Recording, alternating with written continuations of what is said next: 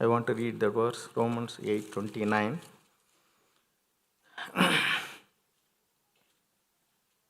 For God knew his people in advance, and he chose them to become like his son, so that his son would be the firstborn among many brothers and sisters.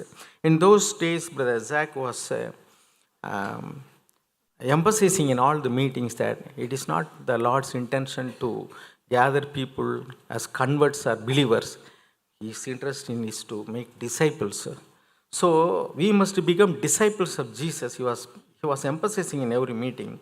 Here also we see that it is God's intention that all who God knew his people in advance and he chose them to become like his son.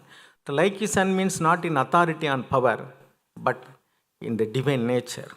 So we wanted to have that life. But there were many failures, no doubt, but we pressed on to perfection. So church means it is a bunch of imperfect people pressing on to become perfect. That is our constant and consistent endeavor. So now I want to share something from what had done to me in my life by giving my son who was mentally retarded. The brother was mentioning it. I really thank God for having given that son. I never or myself murmured against God or grumbled why he have given this child because we loved him so much. And because I was a wretched sinner, I used to think always that, Lord, I deserve more than this. So I accepted. But our constant prayer was, Lord, heal him miraculously or give us grace to manage him. So Lord has not miraculously healed him, but he gave us um, grace to manage him. One thing I learned from managing him was the Lord's intention was to humble me because I was a proud man. So Lord, by giving this child, has humbled me all through these days. Whenever my other children performed well, I was proud of their accomplishments. But by showing this boy, the Lord has balanced me that you have nothing to do with intelligence. It is God who is deciding everyone's IQ. So there was nothing to be proud of the other children's accomplishments.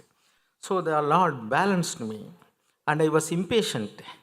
The Lord gave me a chance to grow in patience. That is, a good college will conduct so many tests in a day. So, like that, there are so many chances for me to learn patience. And my son could not do anything of his own for brushing the teeth and going to toilets, taking bath, dressing, and for everything, for eating. We have to do everything. So when he was a small child, it was easy for us to take him and go elsewhere we wanted. But when he grew older and fatter and taller than us, then we could not easily take him to elsewhere. So we have to pray for everything. One thing I was learning patience through him. Even for feeding him for one time, sometimes it will take half an hour to 1 hour. For 3 times to feeding him alone, it will take sometimes 2 hours, 3 hours, or 4 hours. Sometimes in the morning breakfast, we complete feeding, it will come to 11:30 or 12 sometimes because he will not cooperate with us. Sometimes I felt angry and I thought wantonly he is doing something, so I was angrily dealt with him, and then um, in my heart the Spirit was speaking. There is an unheard voice from him. Dad, please bear with me. Please understand me. Brother Annie used to write in a book like that. There are voices unheard from people who could not express their feelings, pains, and sufferings, their needs even. So in the churches also there are people who cannot come and talk to us. So as a father, I have to be patient with him. So I felt sorry and apologized to him. So he cannot understand. I felt sympathetic and I repented, and many times I had to learn patience and other things. I cannot plan to go to a conference or any place for ministry even.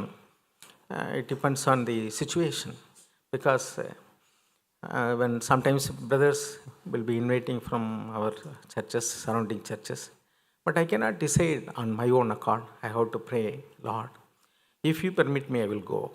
Sometimes the Lord will arrange things, make the circumstances easier for me to go. So some of my children or my wife will be taking care, and he will be passive and easily manageable. There was sometimes that he was affected by psychiatric problem also. Sometimes he was sleepless all through the nights, and he would be violent. I just hit the switch boxes and the glass windows broken, and heart hurt in his hands, and the blood injuries were there. And there were sometimes that all through the night he will not sleep, and he'll go and push the windows and making constant sounds. Sometimes he will make noise, and I found it difficult. But all these physical sufferings have nothing to do with in my heart.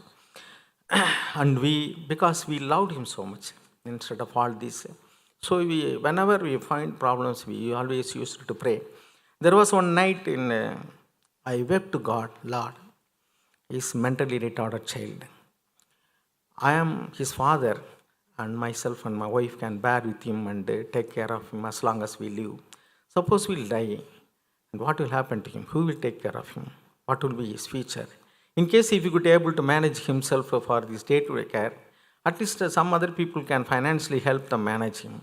But he cannot take care of himself, even for going to bathroom. So what, Lord, how it would be? Then after the prayer meetings, amazingly, the Lord took my burden. From then on, I never felt a burden for his future. The Lord spoke to me, you are the natural guardian, you are not the owner. So I am the owner of his life. I will take care. Your duty is to take care of him as long as you live. So from then on, I never burdened about his future. I was praying whenever there was a need. I used to pray for the day-to-day activities only. So for everything, the another thing that I learned from him was I have to depend on the Lord even for small things. To feed him, to brush his teeth, to shave his hair, face and cut his hair, for everything. For I had to do that all because he will not cooperate with the outside person coming in and doing those works. So when I was doing all those things, I have to depend on the Lord and praying for every small things. I used to pray, Lord, please help me. But I can with all my heart say, the Lord gave us a tremendous grace to manage him. So I never question, Lord, why you have given him. But always I pray to the Lord, Lord, is there anything wrong in me? Please show me. But the Lord gave me abundant grace. Another thing I wanted to tell is that God is always very punctual.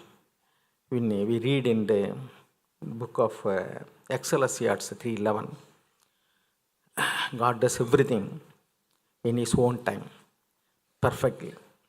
So he gave him in the right time, and it was good for us. And the end, he took him to be with him in the right time. So one of the pastor from a Pentecostal church, I never spoke to him. He had come for the condolence. While the body was there, I was sitting on one place, and he came, and he was speaking that in a God's servant house, such a thing should not happen. But anyhow, he said, I was not willing to hear that. When the message reached Brother Zach, he spoke to me over phone.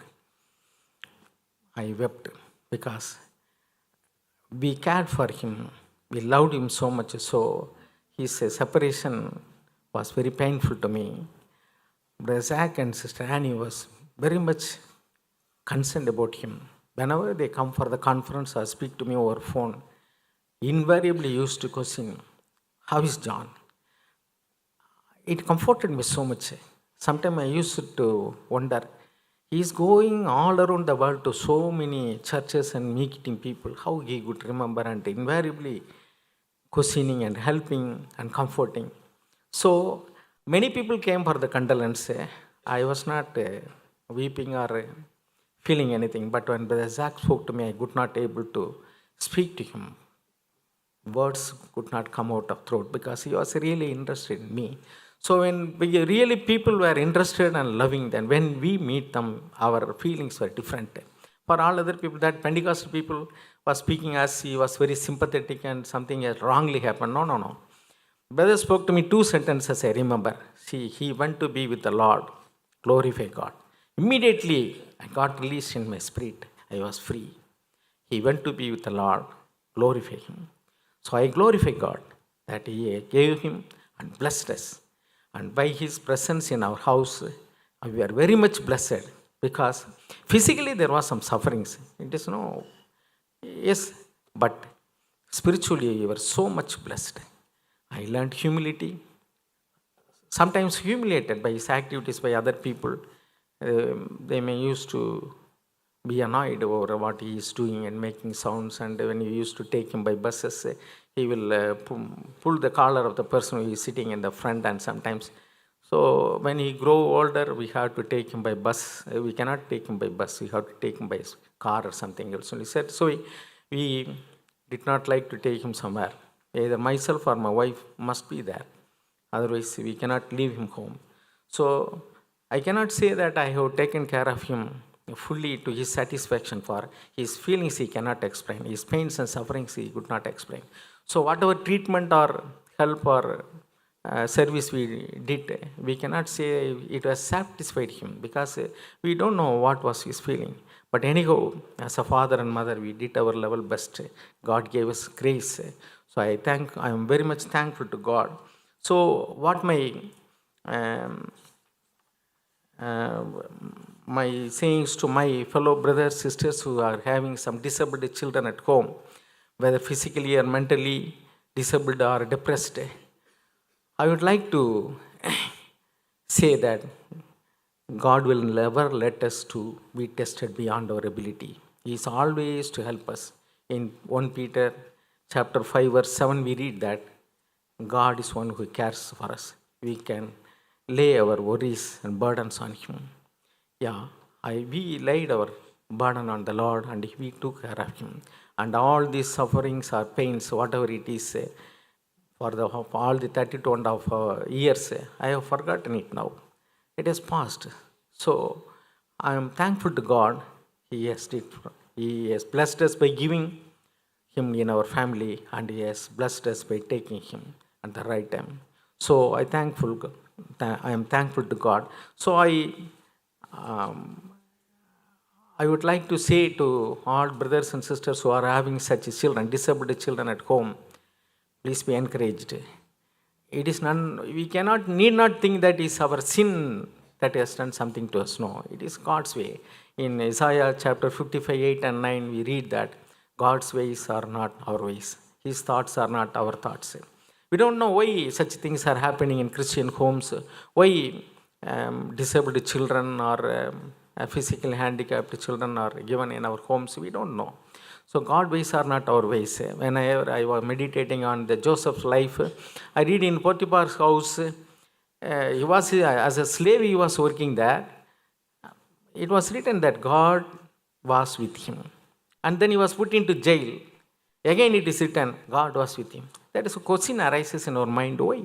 When if God is with him, why he has not released him and sent back to his father Jacob? He would have released him. But it's not written like that. So it's a challenge to us. No, God's ways are not our ways. He was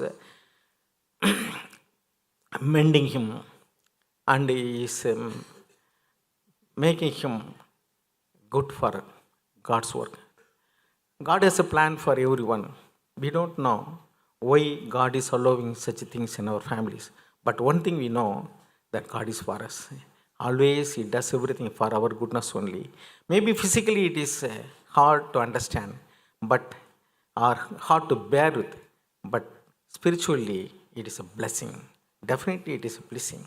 So I thank God with all my heart for the church, for the truth I heard, for my good elders who have led me in this way, and for their comfort, and very good brothers sisters. And one thing I have to mention that in my local church, every brothers and sisters were bearing with us. They know, everybody know how my son would how behaved at my home and in the church. Sometimes he used to walk in the middle of the meeting. Sometimes it is very difficult for, I would be speaking in front and he will get up and walk in the middle of the pavement. So our brothers and sisters were always kind enough and never complained, why this boy is getting and walking. They will always try to take him out or try to put him sit. So there was good understanding. So always our brothers and sisters were helpful to me.